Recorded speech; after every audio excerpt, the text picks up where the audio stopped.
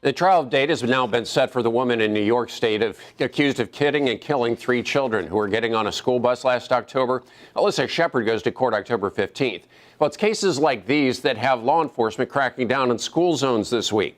TV 20's David Jones is at one of those zones to tell us what kind of problems deputies face. Well, Dave, there are a lot of issues that school resource officers and deputies have to deal with. One of the biggest is speeding. These cars on Northwest 43rd Ave easily hitting over 40 miles an hour, but of course that would not be okay if that yellow light was flashing.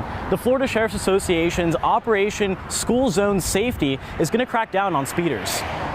Getting on buses, getting off buses, letting out at stop at the school bus areas, that safety is all our concern. The effort by the Florida Sheriff's Association is meant to ramp up security at school zones around the state. One of the biggest problems is people speeding through school zones.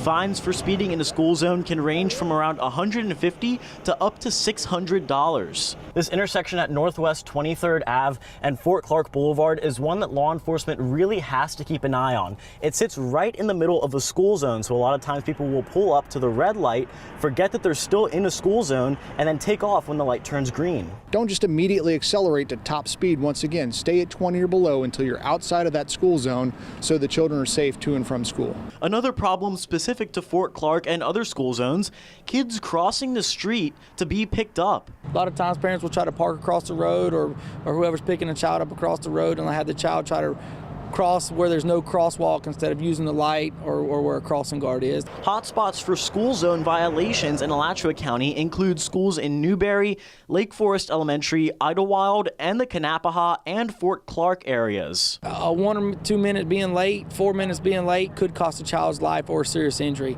just because people are in a hurry.